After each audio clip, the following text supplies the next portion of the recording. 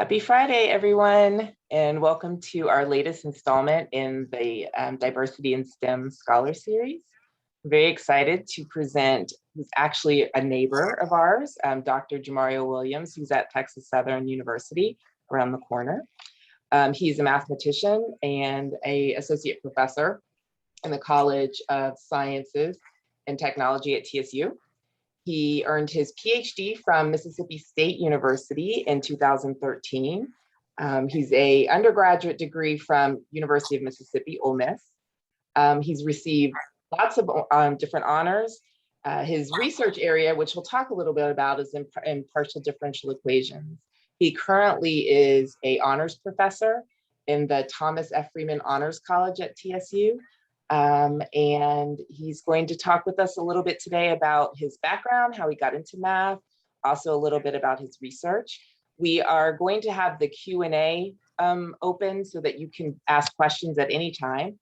After he's done talking, we'll have a general question and answer period. And then the last 15 minutes or so, we're going to ask all faculty to leave, I'll let you know, and then just have time for students to engage with Dr. Williams. Okay, so Dr. Williams, we're ready for you. Thank you. All right. All right, thank you so much, Dr. Kwanda, for such a lovely introduction. And so my talk will be a little different today because I'm actually not a biologist, I'm actually a mathematician. And so it's a little different because usually in mathematics, we don't have any labs unless you're working with an experimental physicist or a biologist. So my talk will be a little different because I'm a mathematician. And so I actually met Dr. Kwanda a few years ago through a mutual colleague, Dr. Virgil Pierce at UHD. And today I'll talk about my background and how I became a mathematician. And then I'll give you all a little bit of background of my research as well.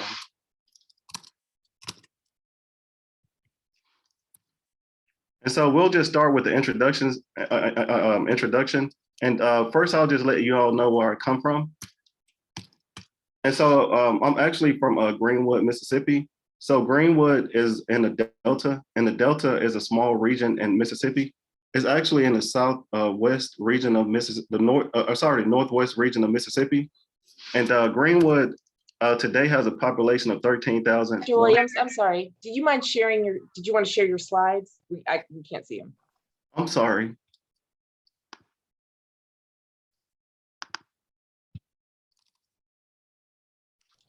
Yeah, perfect. All right, thank you. Yeah, so sorry about that. So again, I'm Jahmario Williams, and we'll just start with a little background of where I'm from. And so I'm actually from Greenwood, Mississippi, and that's a small town in the Delta of Mississippi.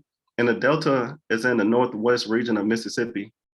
And so today, the population of Greenwood is about 13,151 people. And actually, if you all are familiar with Houston, I mean, I think Houston has some subdivision that has more people than Greenwood, Mississippi. So to give you all an idea how small Greenwood is, we only have about 13,151 people. And so that's where I'm from. It's just a small town in the Delta of Mississippi. And the Delta just means flat line. So if you all ever been to the Delta, we're known for music like blues, and also it's very flat. And so in 2019, the population was actually higher. So the population actually decreased with time.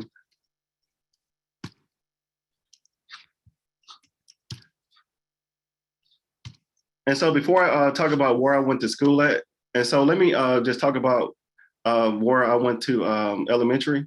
So like I mentioned, I'm from Greenwood, Mississippi. I went to elementary school at Davis Elementary in Greenwood. And then I went to middle school at Threadgill, and that's also in Greenwood. And then in high school, I went to Greenwood High. And so I went to Greenwood High my freshman and sophomore year. And then I got the opportunity to move to Indianapolis. So I moved to Indianapolis my junior year in high school. And so I stayed in Indianapolis, Indiana for 1 year. And that was actually pretty good for me because I got a chance to meet, a different culture other than Mississippi. So coming from a small town in Mississippi, it was a little scary at first, but at the end of the day, that was a really good opportunity for me to experience a different city other than Mississippi. And so I went to Indianapolis my junior year in high school. And then I came back to Greenwood and I graduated from Greenwood High. I came back my senior year and I graduated 2002. And so while I was at Greenwood High, I had some really good teachers that really motivated me to go to college and do math because they recognized that I was really good with math. And also, when I was in elementary school, I had a teacher by the name of Miss Lyon that really pushed me to study mathematics. Because even back then, when I was in elementary school, I used to help my cousins, which were in a higher grade than I was, with their math homework. So even from elementary, I always recognized that I was really good with mathematics.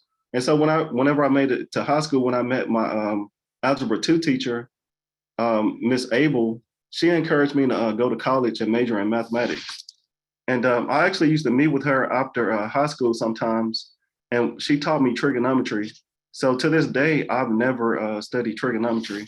I actually learned it from high school. And so, but when I went to college, I actually majored in accounting. So my first major as an undergrad was in accounting. And then I actually switched my major to mathematics my junior year. And so when I went to undergrad, I went to the University of Mississippi undergrad, and that's also known as Ole Miss. And so when I first came there, as I mentioned, I was majoring in accounting. And then I decided I really don't like accounting because I thought it was a little boring. And so I switched my major to mathematics actually my junior year. And I actually still graduated in 4 years. So I have a minor in accounting, and I have a BA from the University of Mississippi in mathematics. And so even though I switched my major my junior year as an undergrad, I still graduated within 4 years. And so while I was at Ole Miss, there were a number of people that encouraged me to study mathematics. And so this first professor that I took a class from him, Dr. Stadden. I took a foundation course with him, and he really encouraged me to study mathematics. And so the way he taught in his teaching style really encouraged me as a student to pursue a degree in mathematics. So he was one of the first people that really encouraged me at the University of Mississippi to study mathematics. And also there was another professor that encouraged me as well, Dr. Patterson. He encouraged me, and I met him when I took Cal 3, and I think I took another class with him at Ole Miss, but he was another professor that encouraged me to study mathematics. And also there's Dr. Cole. So Dr. Cole is a retired professor at Ole Miss. He used to be the associate provost there. He's retired now, and I didn't get the opportunity to take his class while at Ole Miss, but he played a huge part in me pursuing a math major, because actually Dr. Cole has a PhD in partial differential equations as well.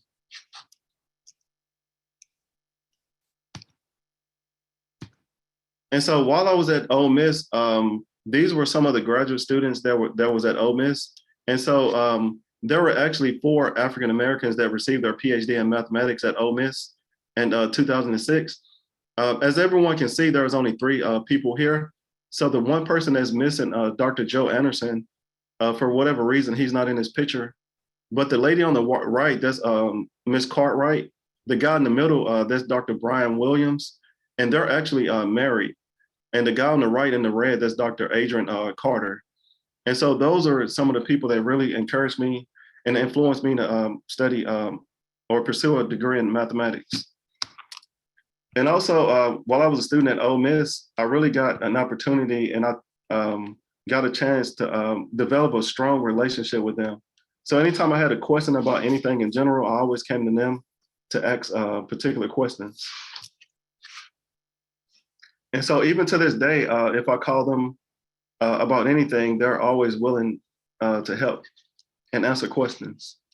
So those are a few people that I met at Ole Miss when I was an undergrad that really encouraged me to study mathematics.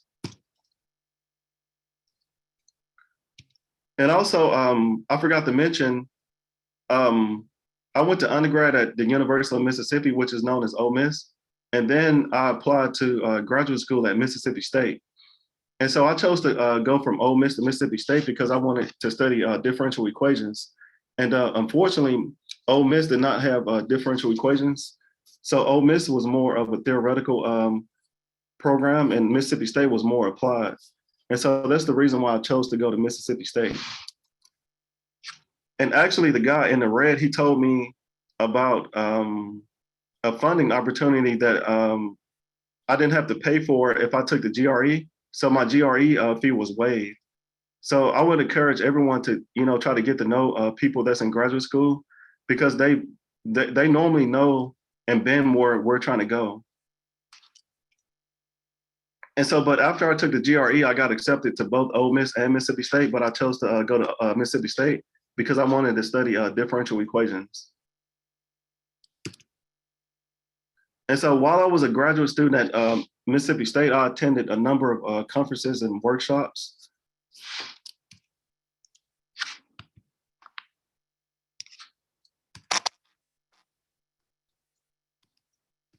And so I'll just go to the next slide. And so I graduated from Ole Miss, the University of Mississippi, with a math degree, a BA in math, and a minor in accounting in 2006. And so the first workshop that I attended was in 2007. And this workshop was about mathematical models in industry. And actually, in this particular workshop, I got a chance to work with someone from NASA. So the lady that I worked with from NASA, she was actually a mathematician, and her background was in optimization. And we actually published a paper together. It was her, she was the team leader. It was me, and I think it was 3 or 4 other graduate students. So while attending this conference in 2007 on mathematical models, I got a chance to meet a professor from NASA, and we actually published a paper out of that. And also the next workshop that I attended was in 2010. And so this was a career workshop, and it was at the University of Minnesota. And the grant that allowed me to go to that workshop, it was through the AMS, the American Mathematical Society. So that was a really good workshop that I attended at the University of Minnesota. And actually, I came back to the University of Minnesota a few times. So I came back to the University of Minnesota in 2010.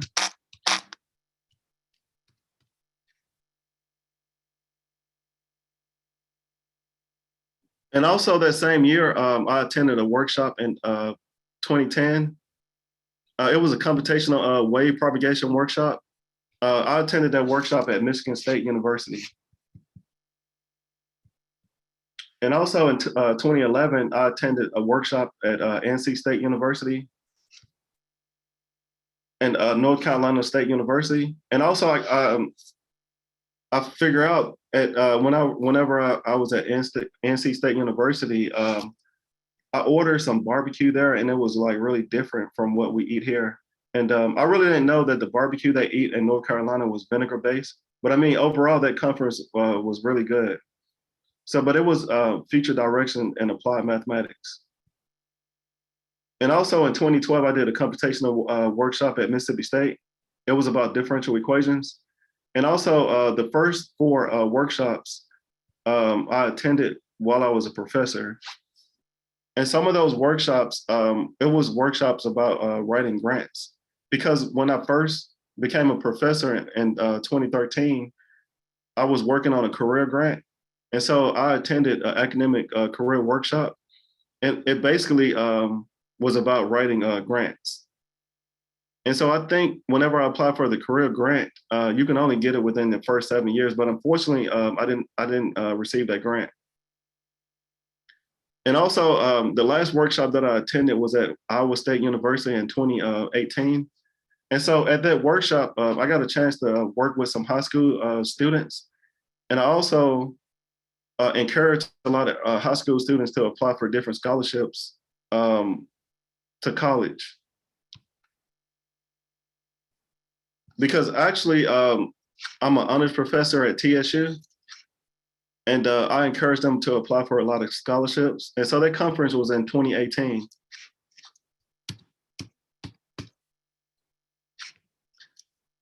And also while being a professor, I received a number of awards. And so some of the awards that I received,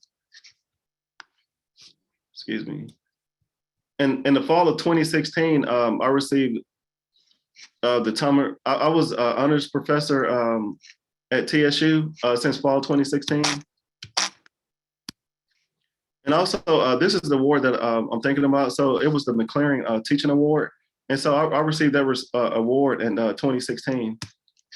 And also I received another teaching award at the university level.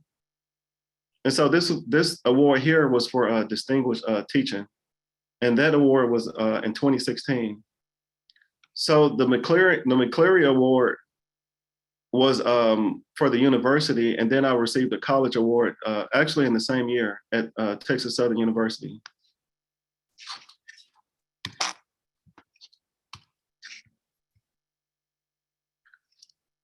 And also, I forgot to mention, I'm actually an adjunct. I do adjunct work at HCC. So everyone is probably familiar with HCC. So I'm actually an adjunct at HCC. And I actually started at HCC in spring 2016. So, but my first semester, I was nominated for an academic excellence award, but I was just nominated. I didn't receive that award. And so that was at HCC.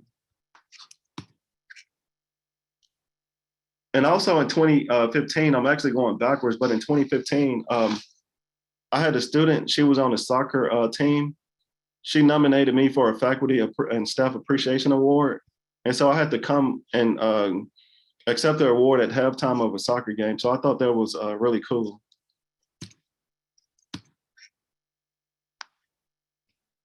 And so going backwards, whenever I was at Mississippi State, when I was in grad school, I received an engineering award. It was another faculty appreciation award from the engineering department at Mississippi State. And so this was in 2011 when I was a graduate student.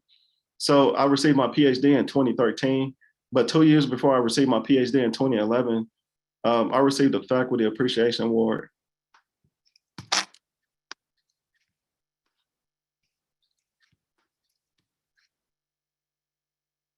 And also, while I was a graduate student at Mississippi State, I came there in 2006. I got my master's in 2008. Also in 2008, I received the Outstanding Graduate Student Award once I got my master's degree, because I was very proactive. And usually in mathematics, I mean, you have to show what you know.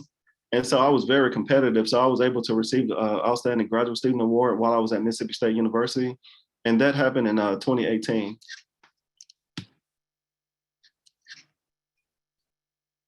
And also I was an AGEM scholar at Mississippi State. AGEM just stands for Allowance Graduate Education in Mississippi. And I received that in 2008. But when I was a graduate student at Mississippi State, I was a TA. So usually in math, you can either apply for 2 scholarships. So you can either become a TA or you can become an RA. And so I was actually a TA for most of my time at Mississippi State. And so a TA is just a teacher assistant. And so when I was a student at Mississippi State in graduate school, I was a TA and I taught my first class in 2007. And then in 2008, I received another scholarship. It was the AGEM scholarship.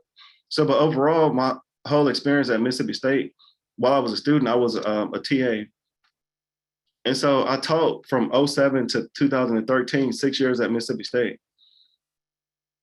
And I was actually in the graduate program for 7 years. So I did 2 years master's, and then I did another 5 years for my PhD.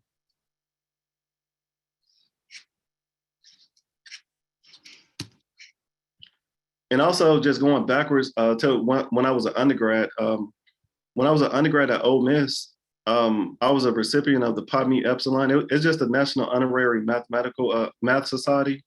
And I received that actually before I graduated in 2006. So I was a part of the Honorary Society of Mathematicians at the undergraduate level at the University of Mississippi.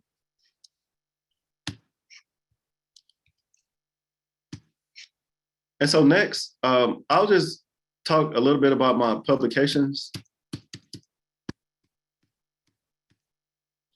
And so while I was a student at Mississippi State, I published 3 papers while I was a student at Mississippi State. And since becoming a professor at Texas Southern University, I published 5 papers. And 4 of those papers are completely independent. And so the paper that I published in 2015 at the bottom of the slide, it was with Dr. Kreiner and also Dr. Taylor. That paper I published with them was in 2015. So I collaborated with those 2 professors, and they're actually mathematicians. And so Dr. Kreiner, he's the dean, or he's the associate dean of our college at Texas Southern. And Dr. Taylor, he's a full professor of mathematics at Texas Southern University. So, but since being a professor, I published 5 papers, 4 independent, and then I collaborated with 2 other professors. And also, I just recently finished up a paper that I'll submit in another week or so. And I'll mention that paper briefly in just a second. And also, I would like to mention, now that I'm a professor at Texas Southern University, I also collaborate with the physics department. I'm actually doing some research with the physics department, and we're working on the Schrodinger's equation. And so that paper, we still haven't completed yet, but we're almost done. So I work with 2 professors from the math department, and also I'm working with 2 professors from the physics department.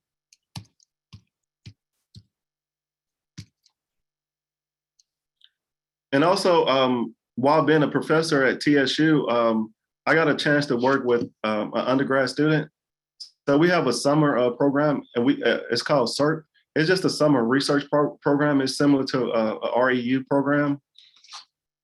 And the student that I work with, he's actually, he just got accepted to medical school this year. So he has a degree, undergrad degree in engineering. And also he has a Form D. So he became a pharmacist last year. And now he's just recently been accepted to medical school. So, but he's a really bright student.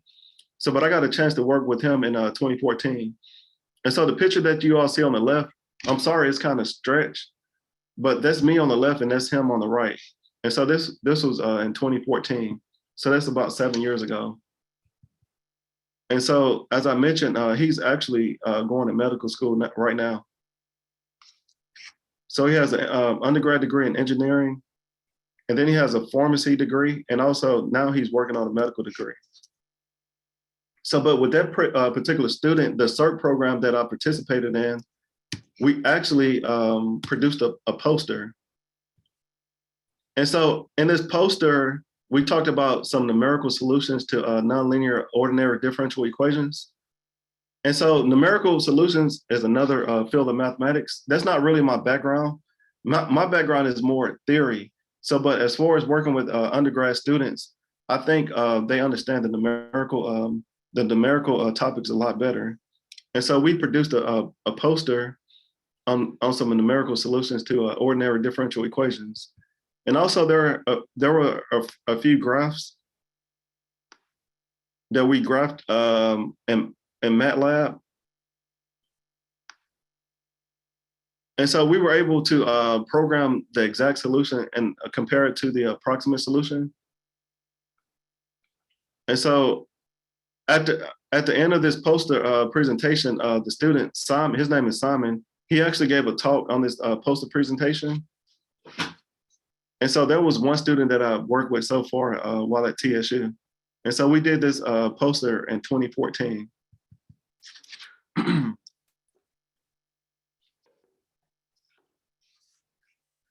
And so I would encourage everyone, if you have the opportunity to work with a professor at maybe a REU or any type of summer research program, that can look good on your resume. And also it'll give you some ideas of how some type of problems that you may be studying in graduate school. So the problem that I proposed, this is actually a graduate level problem, but he was still able to get some good results. Excuse me.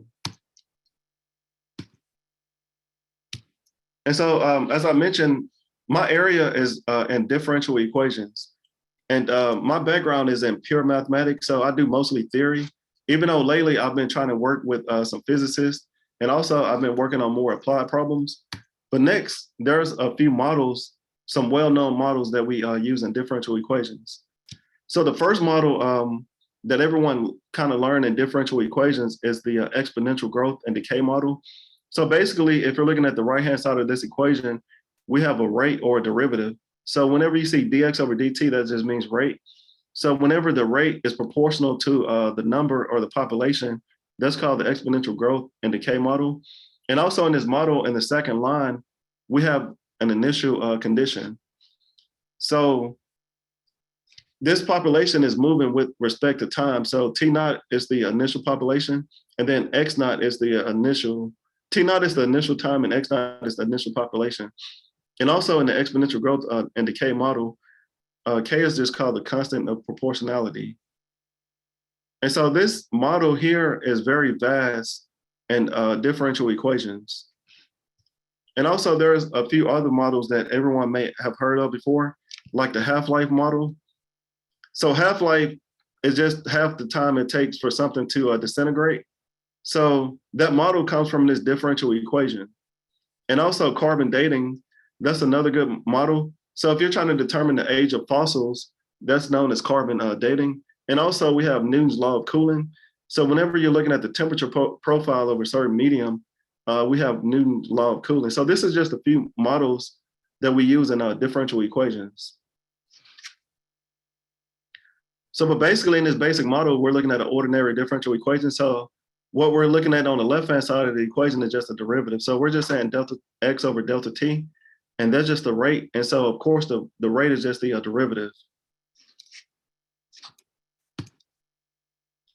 And so a few graphs. So this first graph is a graph that I worked on with a student. This looks like a linear function, which is a straight line, but actually this is not a linear function. This is actually an exponential function. So what I was currently working with a student, we were counting the number of ants in a certain population. So there were initially at time equals 0, there were 1,400 ants.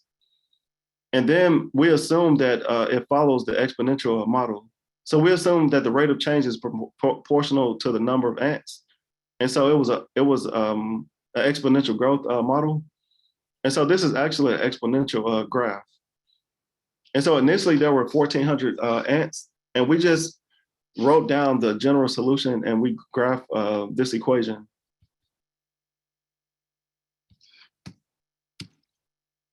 And so in the next graph, this is also an exponential model. So there were a certain number of species of bacteria that we put in a general population. And I think initially we assumed that there were like maybe 100. And then the function that we came up with was, it was a function of time. So it changed with respect to time. So it was initially 100, and it was times 2 to the t power. And this is just a graph of that particular problem. And the problem that we were trying to answer, if we put a certain number of bacteria, if we look at a certain number of bacteria, we were trying to determine the time it takes that amount to double. And that amount depended on this exponential function. And this is just a graph of that exponential function.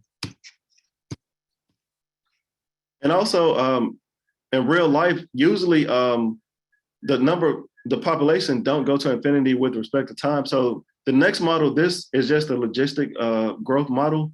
And this model is more realistic, because as time goes to infinity, we have a horizontal asymptote. And so if you take the limit of this particular function, the limit goes to infinity. So we have an asymptote. And so as time increases, the population it stabilizes. So this is just a logistic growth model. And this is the general shape of the logistic model. And it's called the S shape because it looks like an S. And so next I'll give you all a little bit background about my research. And so my research is heavily in theoretical mathematics. And so my background is in partial differential equations. And so this is actually my problem that I worked on for my thesis.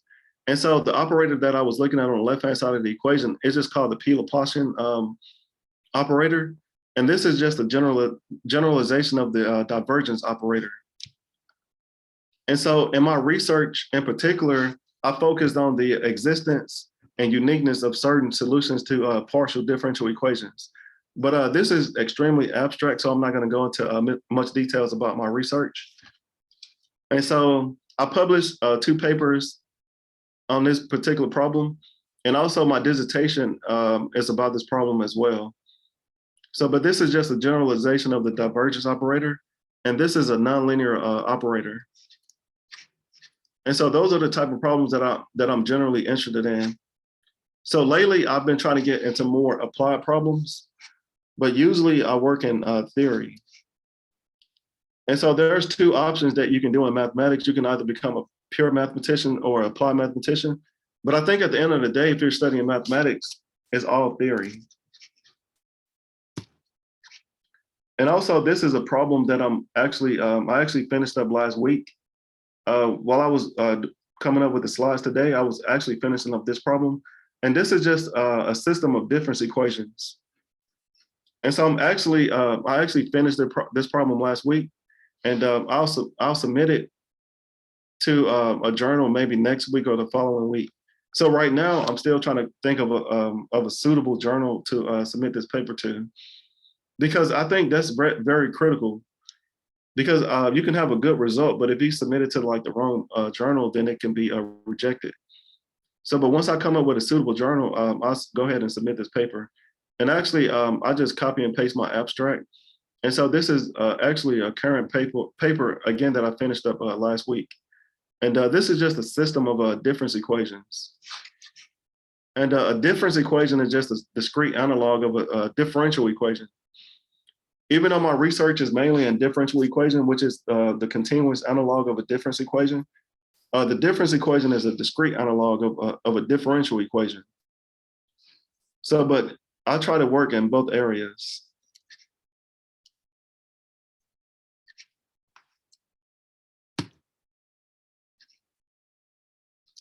And so were there any questions?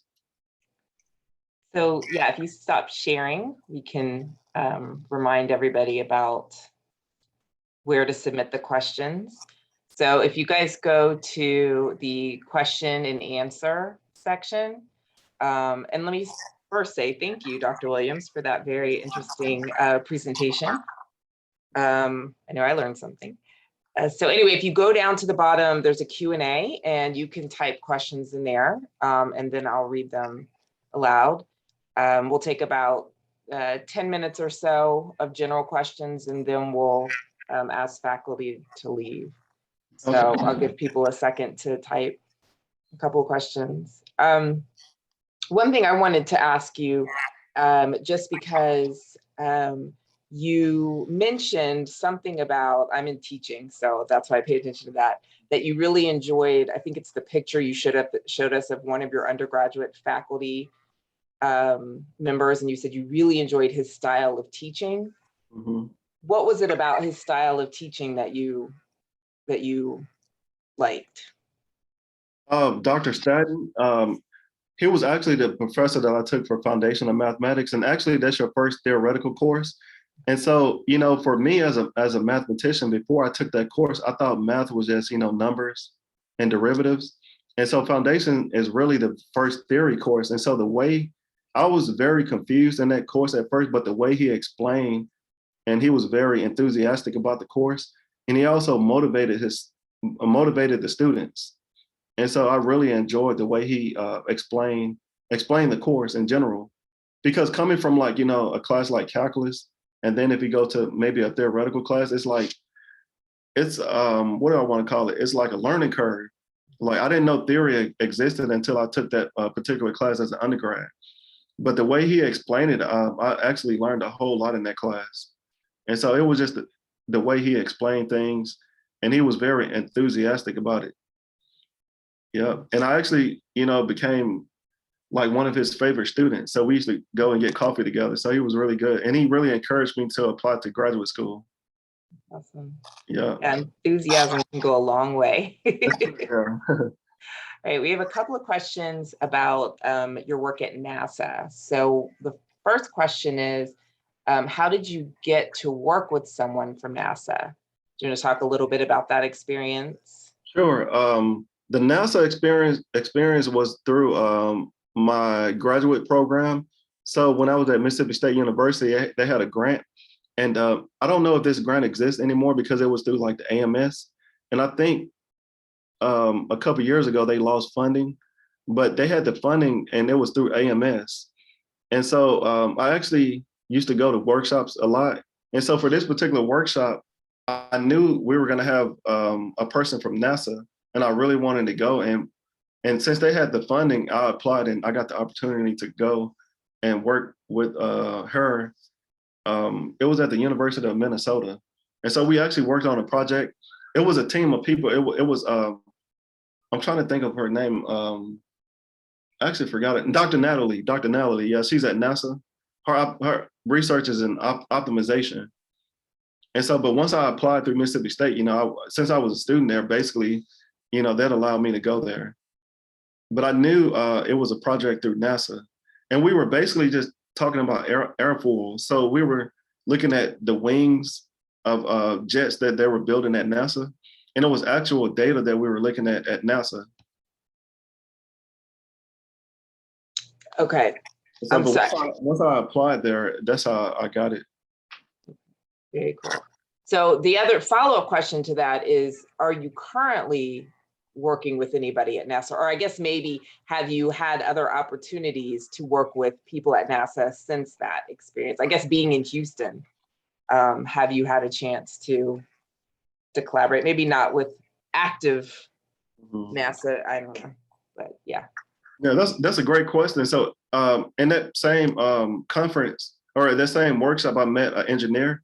It was 3 mathematicians and they had 2 engineers on the same team. And so the guy, the engineering guy, he actually works for NASA, the one in Houston. And so I still email him from time to time. And we talked about collaborating on a couple of things, but we've never, got around to it. But I do keep in contact with him. But Dr. Natalie, after her, I really haven't really talked to anybody else from NASA. So, but I do know the guy that was on my team, he received his PhD, I think, in aerospace engineering from the University of Minnesota. And he actually works for NASA here.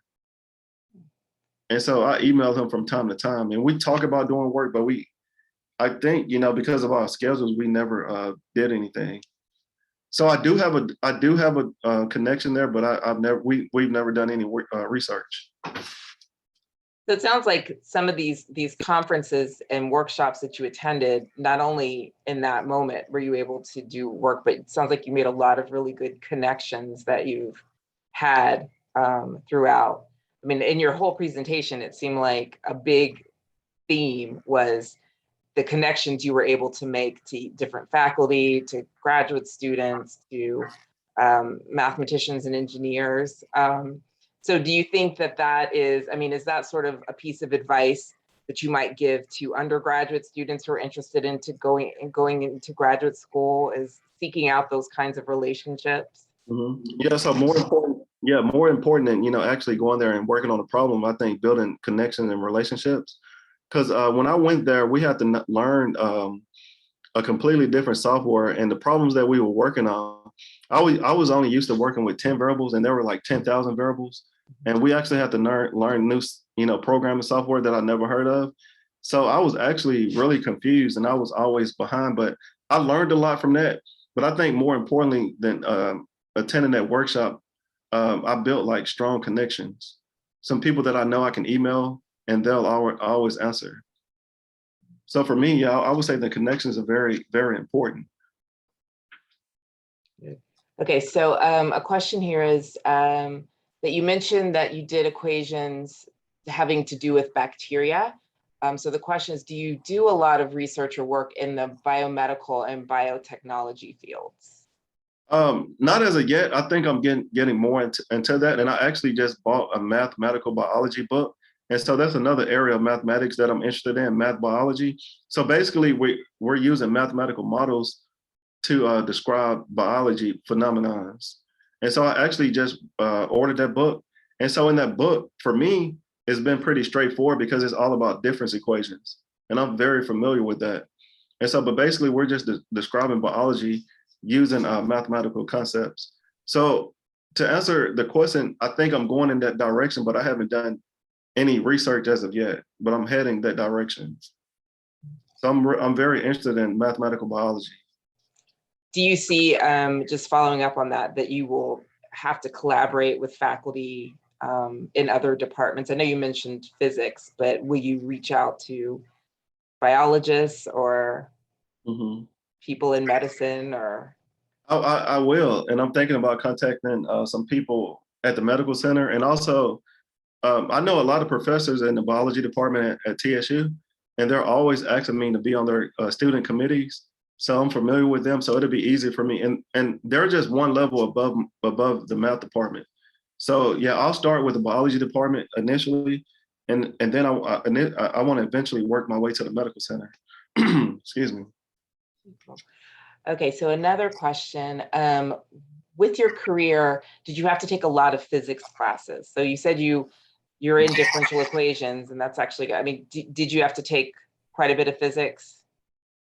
To answer that question, it's no, because actually, when I first came to college, I was majoring in accounting, and then I didn't switch to math until my junior year. So I didn't get a BS in mathematics. I received a BA. And so with the BA degree, it didn't require physics. So if you get a BS, a bachelor in science, you have to take physics 1 and 2.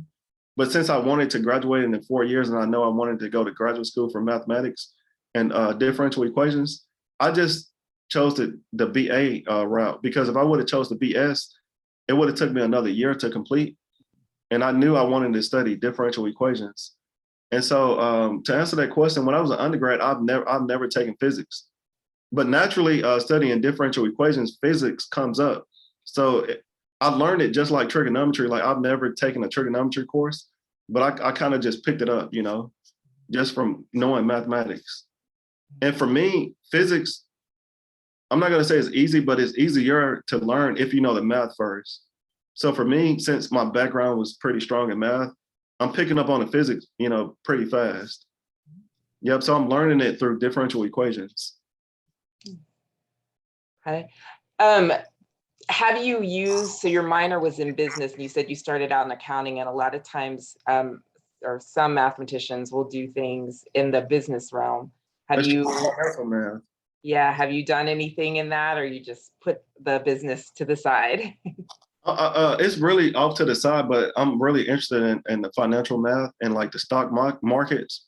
And actually the model that they use in stock markets, Black-Scholes equation, that's a second order partial differential equation. And so I know about that, but I haven't done any research about it. So, but I'm interested in financial math as well. So, but as of right now, I haven't done anything in that area. So it's really off to the side. But I'm really interested in like the stock markets and the Black-Scholes equation.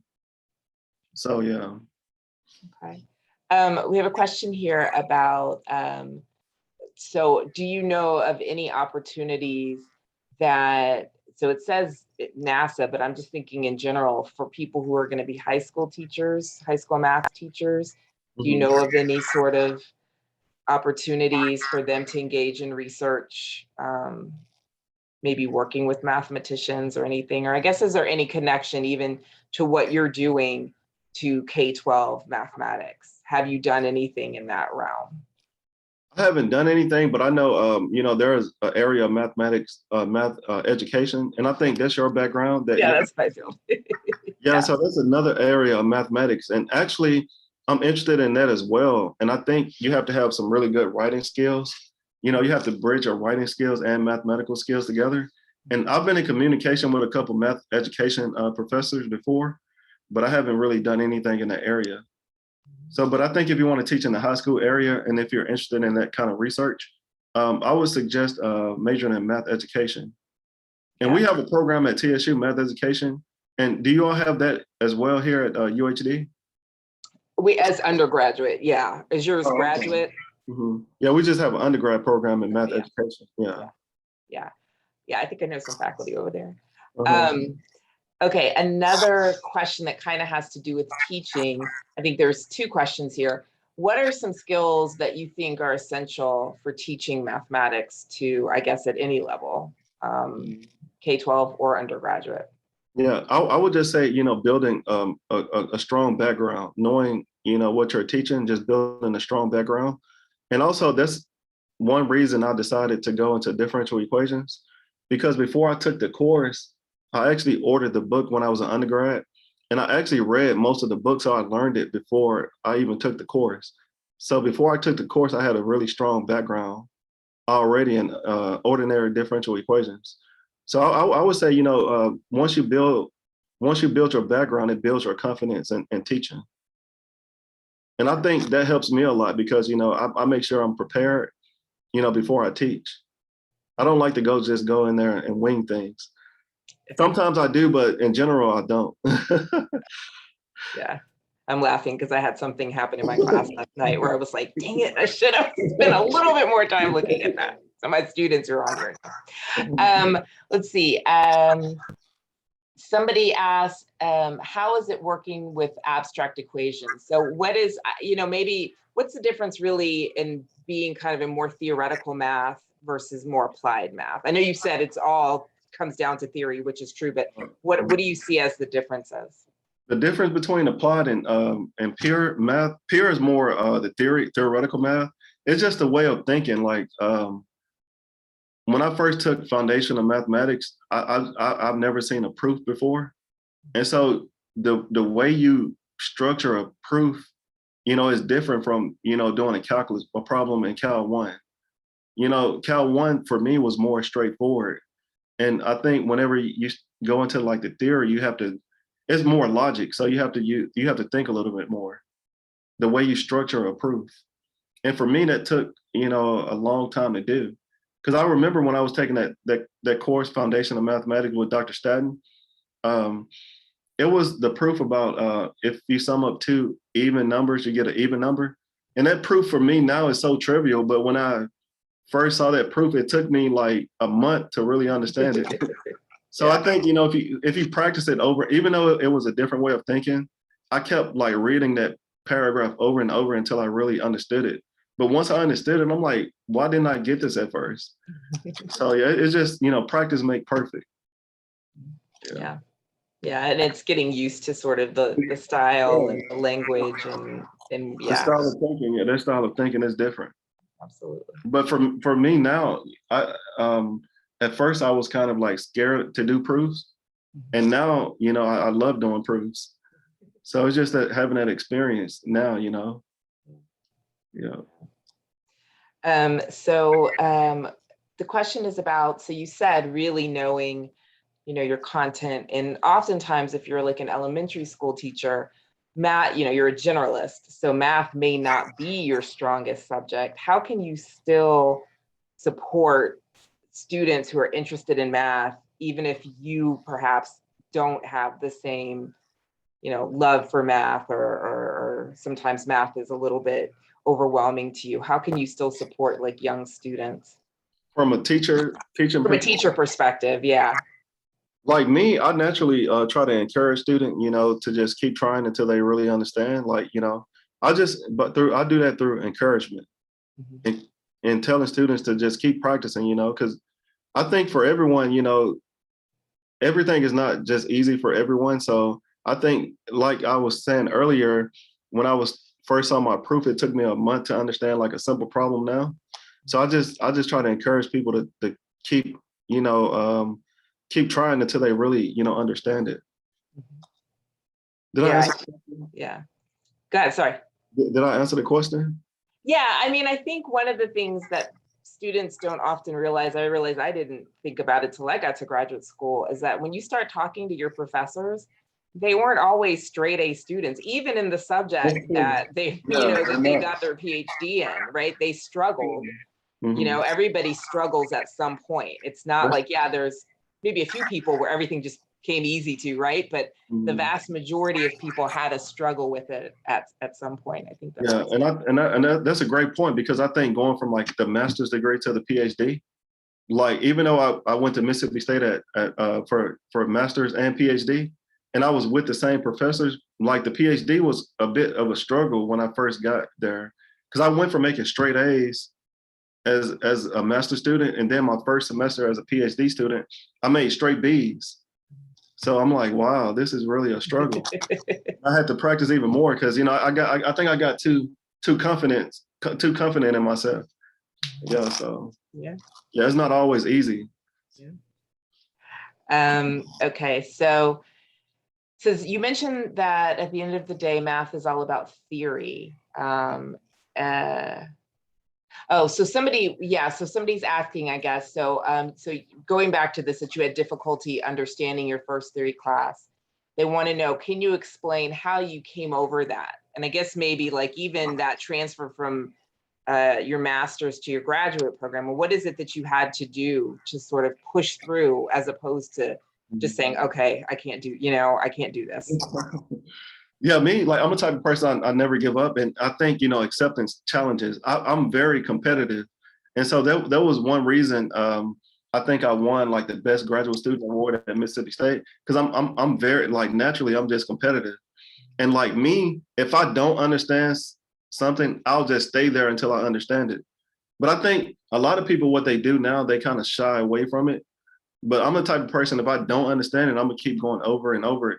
So I would just say, keep practicing until you understand it, because, that particular student may look at something and be like, it's easy for him, and I may not think the same. So, but I think the more and more you practice something, I think the better or easier you'll understand it. Yeah. Persist. Yeah, you have to be persistent. Yeah. Yeah. All right. So one more question here. It says, do you think that, okay, so I think what the question is asking, sort of, what do you, and I'm going to expand this to not just teaching, but to also being a mathematician. What is it that you need? So you mentioned sort of this wanting to push through, right? But what are the, and content for sure that you need to have, but what are the other things that you need to either be a good math teacher or a good mathematician? What are some characteristics that that people need to have or need to develop? Because sometimes this idea that you're just born to do something, I think we all know is not right, right? Yeah, so what do you have to develop in terms of skills and qualities so that you can be successful? Mm-hmm. Yeah, that's a good question. I would say, first of all, building that background to build your confidence. So I think if your background is really good, you'll succeed. So I would say just building your background, number one, and then, accepting challenges, because I think in any field that you go into, not only mathematics, is going to be challenging. So just accepting challenges. And like I mentioned earlier, I just like, challenges. So for me, the challenge is my motivation. And I think, if you develop that type of mentality, I think, you'll go far. Like, I really love challenges, and that's my motivation. Yeah.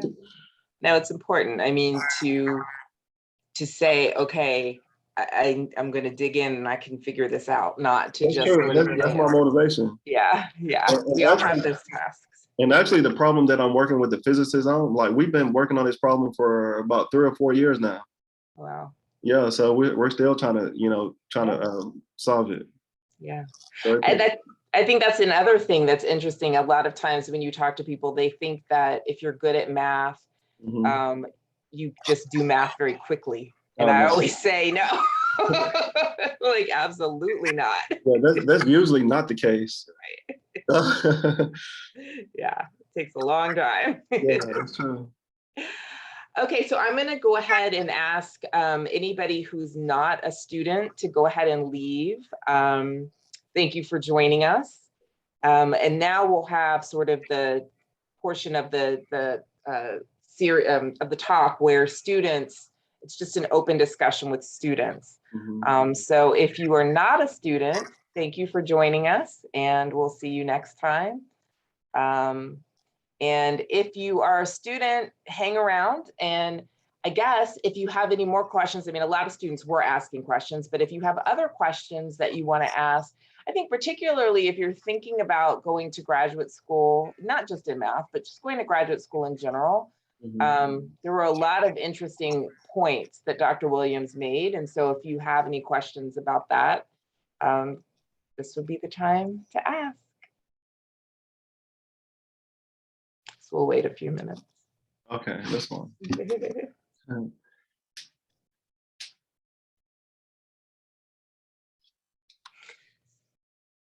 let me ask you while we're waiting, all of those conferences and workshops and things that you attended, did you seek those out or did people come to you with them?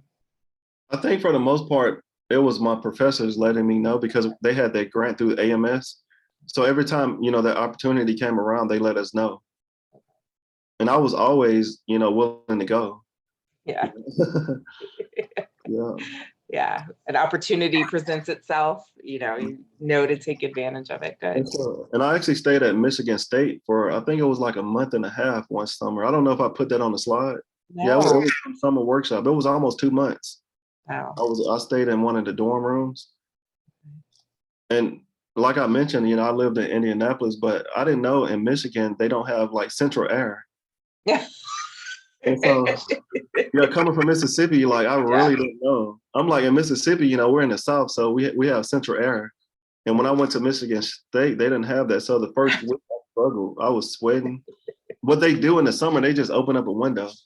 Yeah. Other than that, I mean, it was a great experience at Michigan State. I don't know if I mentioned that in the slides though. Mm-mm. I didn't You mention talked about North Carolina and the barbecue, but not Michigan in the central air. I'm sorry, I forgot to mention that. Yeah, no, that sounds great. So a question here is for anyone that wants to go to professional school, so medical school, dental school, et cetera, what kind of study habits or other advice could you give? For any type of professional schools? Yeah, so graduate school, professional school, what kind of study habits do you need? Probably, I'm assuming once you're in the school to succeed. Just, I would say, having that passion and, that drive and motivation to want to do it. And, if you come to a challenging problem, just accepting the challenge, I think will take you far. And developing good study habits. Because when I first came to college, I really didn't have good study habits. And coming from high school, I took up the algebra 2, but for some reason in my head, I thought I knew everything about math. And when I got into college, I realized I didn't know anything. And so I thought I knew how to study until I actually made it to college. And so, but while I got to college, I had to develop good study habits because no one never told me that. I just thought I was like the best person in math. And I realized I wasn't. So I just think developing good study habits in any type of professional program that you go to. Another kind of follow-up question, during undergraduate or graduate school, I'm going to extend it to, did you work? Did you have, or how are you supported? Through undergrad, it was, I actually was an RA, a resident assistant. Yeah, you were? Yeah. Yeah, so I did that my junior and senior years when I was an undergrad. You might have to explain what that means, what an RA is. It was a residential assistant, right? Residential assistant. And so I was like, I don't know what you call it, but I was the leader on the floor. I was a resident assistant. I did that my junior and senior years. And also I had a few grants, and there were a couple of loans that I had to take out as well. Yep, so I was an RA, the residential assistant and undergrad. And then when I was in graduate school, I was a TA. I was a teacher assistant.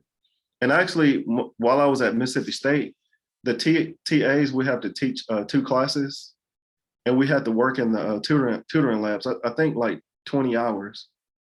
So you do 20 hours in the lab. Yeah, it was a lot of work, but I think it was worth it because, working in the tutoring lab, it really built my background. A lot of stuff that I forgot, I think that was really helpful in my graduate classes. Because a lot of times, you forget a lot of stuff from undergrad. So, but when I go back and tutor, it kept me on my toes. So That's I actually a great point. Oh yeah, I was a tutor, and then I taught 2 classes. And to be full-time in graduate school is 9 hours. Yeah. No, I think that's a great point about the tutoring. I tutored as well because they always say you don't really understand something until you can explain it to someone else. I completely agree with that. Yeah. And a lot of times, when I was explaining things to someone, I'll say some things and I'll be like, I didn't even know I knew that. It just came out the right way. I understood it more than I thought. Good. So question here is, are workshops more effective than internships? See, I've never done an internship, so I really can't compare the two. But for me, the workshops were very effective, even from like the perspective of, I guess, getting to meet other people. So for me, yeah, the workshops were really effective, but I've never done an internship. Do math people do internships? Yeah, I mean, you can. I mean, I know I did one with a risk management firm when I was an undergraduate, but I think a lot of it is similar probably to what you're saying. I mean, it's about making connections and working with somebody who is maybe where you want to be or is doing what you want to do. And so to me, it's like just a practice for your profession, right? So I know when I did it, it made me realize, okay, I don't want to work in corporate America. So that's when I go to grad school, because it was like a risk management. But so, I mean, to answer the question, I think it probably depends, right, on the field. Internships. It depends on the field. Yeah. Internships, I think for people who, and not across the board, but like when I did the internship, my goal at that time was I'm going to graduate from college with my degree in math, and then I'm going to go work in corporate America. So the internship, right, made the most sense to do. Oh yeah. Yeah. See, for me, I always wanted to be in academia, so I took the workshop route. So yeah. Yeah. Somebody asked, how intimidating was it to apply to graduate school? It was very intimidating, and then I really didn't I knew I wanted to do differential equations, and then I knew I had to take the GRE, and I had some preconceived thoughts about the GRE because I heard it was going to be like for 8 hours, and it wasn't 8 hours. It was like really more like 4 hours. And then once I talked to that graduate student, Dr. Carter, the guy in red, the 4 African Americans that graduated that 1 year in 2016, he's the one that I mentioned earlier that told me about the fee waiver, because when I took the GRE in 2006, I think the fee was $150. But for me at the time, that was a lot of money. And, oh my gosh. Yeah, and they don't tell you that. So he told me that, and I went to like the graduate school. And since I was an African American, I got the fee waived. Wow. So yeah, that's why it's really important to I guess get to know graduate students. I don't think it was that much. I mean, I'm much older than you. I don't think it was that much. I think it might have been like 40 bucks. 40? Oh, wow. Yeah. See, I took it in 2006. I think maybe that Yeah, that's a lot for anybody. I mean, that's a lot for an undergrad. Yeah. Somebody had a question about, so you talked a little bit about it, but were you always sort of interested in math as a child, or just when you were in school, you were just good at it? Were there things about, God? I would say I was always interested in math, and I knew I was, really good at it. Yeah, but like I said, once I came to college, I realized I really didn't know a whole lot, but I knew I liked the challenge. So for me, I think the main reason I majored in math because of the challenge. I like the challenge. So, but I've always been interested in doing mathematics. And then, like I mentioned, when I was an undergrad, when I took differential equation, I ordered the book, and then I read through the book, and I kind of learned the subject before I took the class, and that really helped me out a lot too. Yeah. And what that was doing, I was building my background, before I took the course, and that gave me a lot of confidence when I took the course. And when I took the course, I'm like, this is what I wanted to study. So I knew I wanted to study differential equations. Yeah.